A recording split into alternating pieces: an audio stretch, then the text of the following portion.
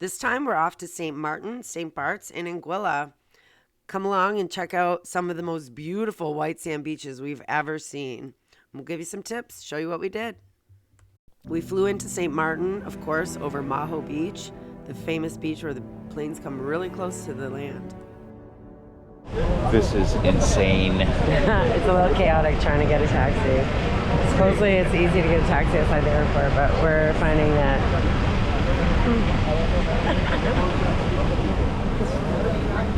we finally got a taxi and headed over for our first night in Phillipsburg on the Dutch side of St. Maarten.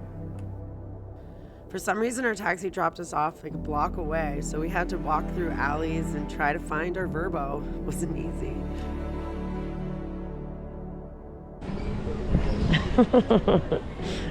Where is it?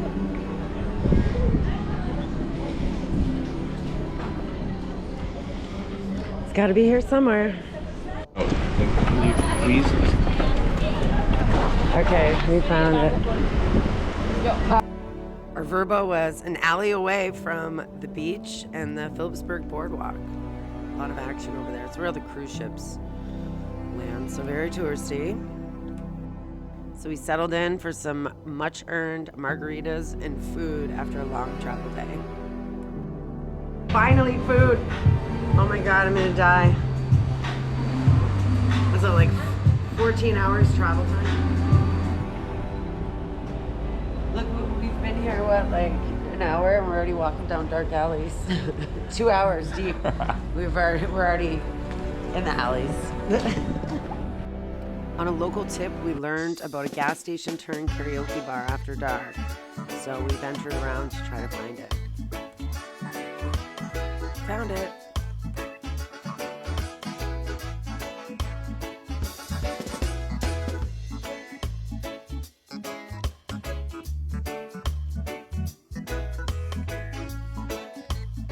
What's up, buddy? Everything good? Where you guys from? You looking for food? Yeah. Oh, What she's kind? looking for food. What kind of food you want? Eggs Benedict. The next morning, we headed back to the boardwalk for some brekkie.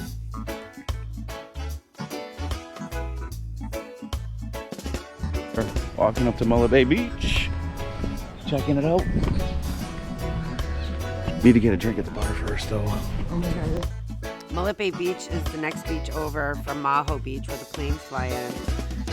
We went on the advice of my cousins Bobby and Jenny. Thanks guys, we loved it. Beautiful beach. Except you have to pay to use the bathrooms. Like that was weird. Didn't love that.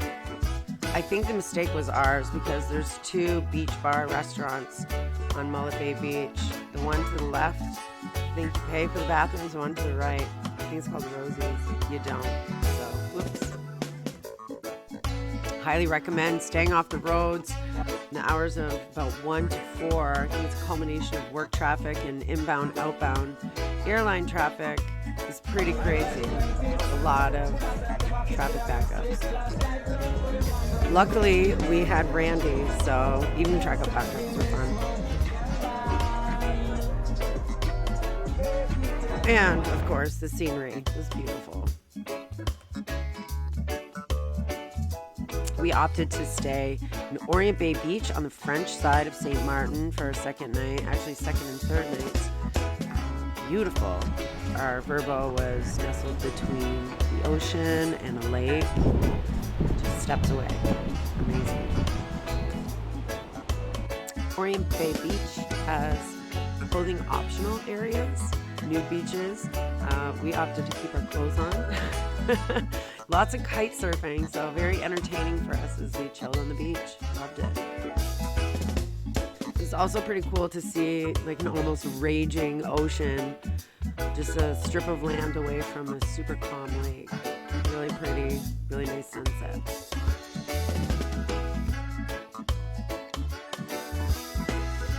Just a short drive away.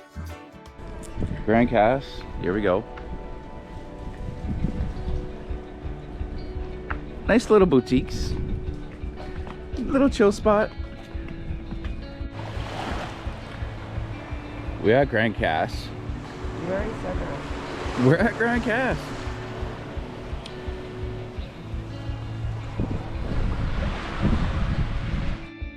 Grand Cass had a lot more options as far as restaurants and beach chairs in comparison to the strip that we were on in Orient Bay. We at Grand Cass. You said that like 3 times. Shut up. We're at Grand Cass. It's pretty dope. It's alright. I don't know. Is that your official review? Yeah, it's alright. Pretty dope. Alright, I don't know. No, it's okay. It's alright. It's gotten better as we've come down the beach. It's gotten a little bit better as we've come down the beach. The official review is in. Grand Cass was very walkable, lots of little shops. Here we're stopping to get some bevies as we walked.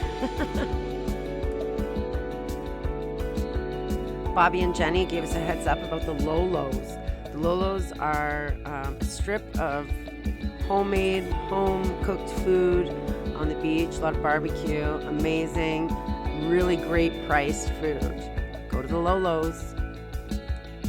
And you really want to be in Grand Cass for the sunsets. It's amazing. Beautiful.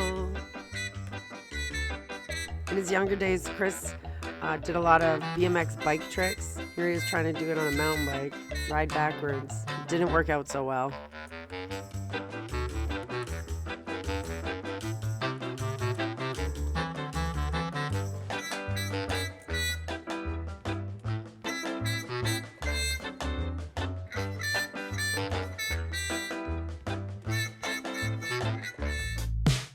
The next morning, we were off to Marigot for the main event, pick up our 44-foot Jeanneau Monohull.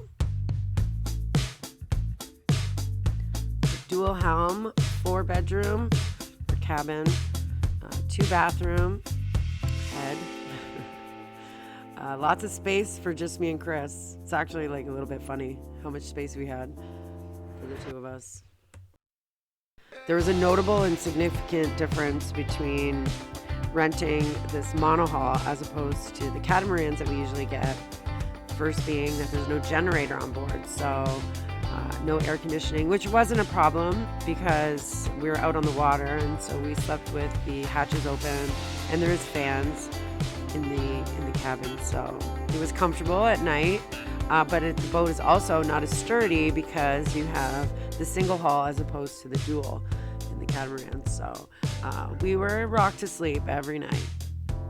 We didn't have the convenience of some of the appliances that we get to use because of the generator on the catamarans, for example, blender, coffee maker, but we did have the stove, so we were able to boil water and use French press, so no problem.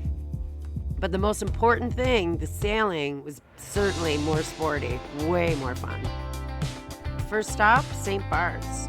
We opted to take the route going north around the top of Sint Maarten so that we can catch a tack going straight down all the way to St. Barts.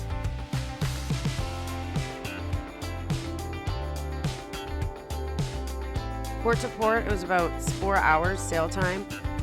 We decided to stop in Anse de Colombier instead of going straight to Gustavia, where we had to check in with customs. We had the option to stay elsewhere overnight and then check in the morning in Gustavia. It's a pretty busy port, Gustavia, so we wanted the, solace of this less crowded anchorage.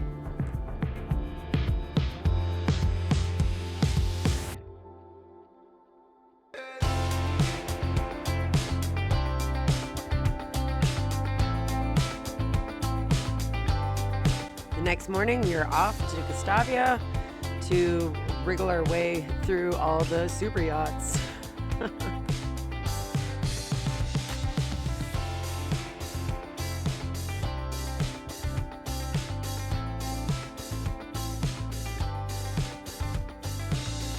After checking in at customs, we started to explore the city.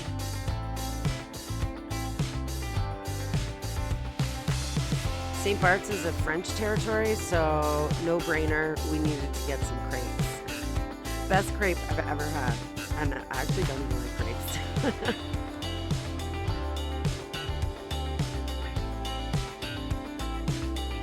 I'm your waitress. Yeah, you are. I have the best waitress ever. St. Barts has a lot of high-end boutiques, a high-end shopping district, but we skipped that, opted for drinks. So we gotta tie up here. Oh, yeah, okay. There's a helicopter coming in. Probably from one of the boats. I like how one of the questions on the immigration form was, does your boat have a helipad on it? No.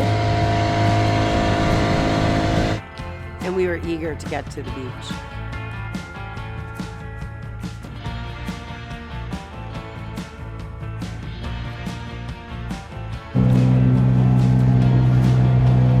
So many boats, very close together. The anchorage at Gustavia was like a mooring ball and anchoring field. Boats really close together, got a little bit hairy, and in fact, we decided to just leave. There's a little bit of a mooring ball. Do you want to call it a fight? Disagreement, we'll put it that way. So we decided to go back to a calmer, more chill anchorage for the night. The plan was to leave for Anguilla in the morning anyway, so we got a little bit of a head start by spending the night at Ile Fourchue. Ile Fourchue is a small uninhabited island just northwest of the main island of St. Barts. The landscape of the island is almost human-like. It looks almost like a woman, a pregnant woman maybe, laying down. You can see her face, breasts, stomach, knees maybe. We were given a heads up about that in our charter briefing. We saw it too.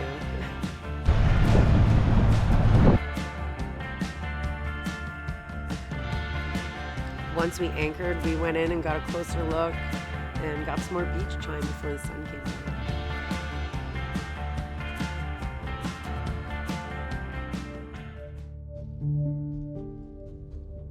And in the morning, we're off again. This time, off to Anguilla. Finally, the reason why we came. It took us about 4.5 hours to get from Ile Fourchue to Orient Bay, which is on the northern side of the island. We had to go there first to check in with customs. So we are at the world famous Elvis bar. It's pretty cool. It's all right. Check it out. We got like a whole bunch of stuff. A little bit of live music. We got a bunch of stuff. Typical Caribbean. Chris, the perfect tour guide. There's a bunch of stuff. Typical Caribbean bar. But they got some live music, so cool. Best part about our anchorage in Orient Bay is that we were surrounded by sea turtles. They were everywhere.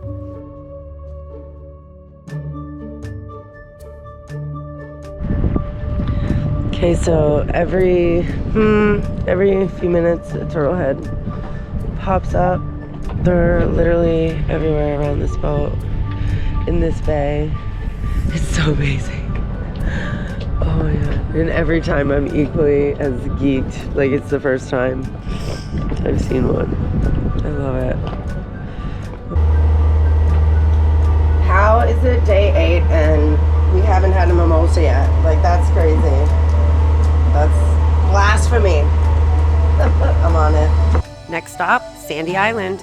All right, we're here on Sandy Island. Yeah, it was a little tough getting on it. I got like tossed off the dinghy hard when I was trying to get out. I just got thrown. Thankfully, my dry bag was closed. Whew. Against our better judgment. But this little tiny island that we apparently have all to ourselves at the moment. Oh, and there's our boat back there.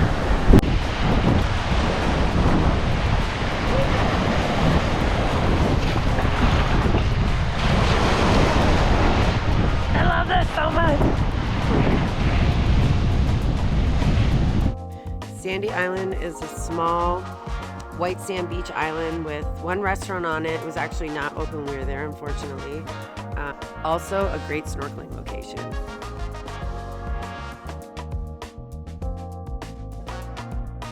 Next stop, which is about an hour away, we headed over to Prickly Pear Cay, letting the auto helm do all the work. All right, here we are coming up on Prickly Pear Bay. There's a little pass right there. It's like round and dingy. We have to anchor out here. Everything is on the other side.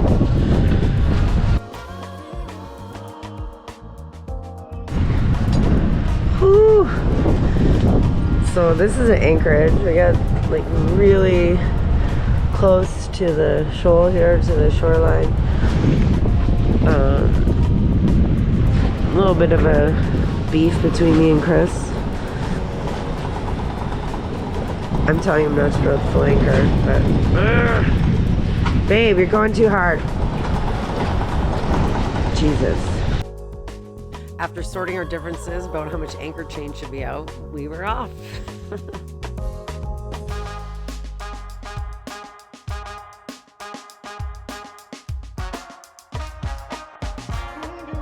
Oh my God! We have to dinghy over around the other side of the island from where we're anchored. Great job, dinghy man. Another little bit of a rough go getting the dinghy to shore, but we made it. Oh wow, this is the spot.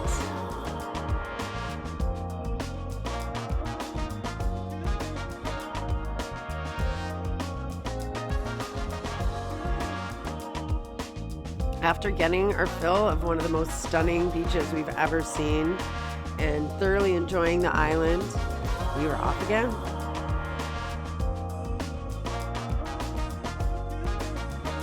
We've done more today. Okay, on to Crocus Bay.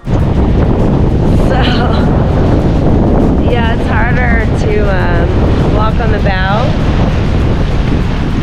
as we know, monohullers. Ooh, I might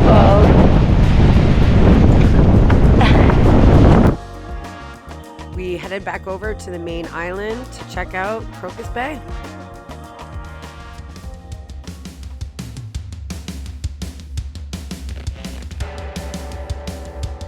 Crocus Bay is known for its calm, turquoise, crystal clear waters, golden sand. There's also a really nice restaurant on the island. We headed over there.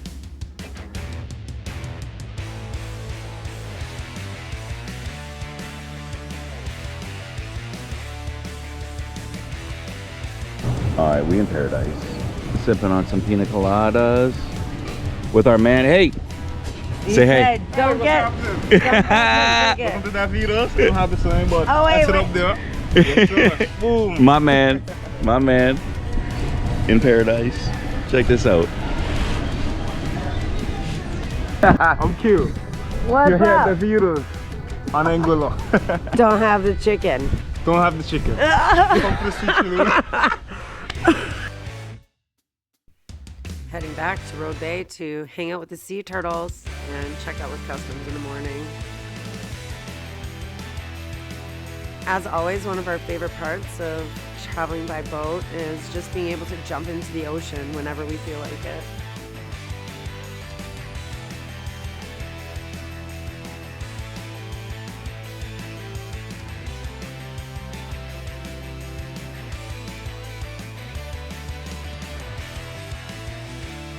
There's actually quite a few beach bar restaurant options at Road Bay, but we kept opting for Elvis's because it was the most fun. It was awesome. Cool vibes.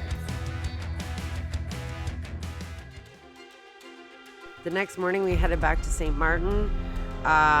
Maybe the timing could have been better. We had like 25 knot winds. It was a bit tumultuous. One night at Grand Cass before heading to Marigot in the morning. We just returned the boat and we're just walking around Marigot now before we head back to the airport to the snow. Ooh. You have to get the snowblower out.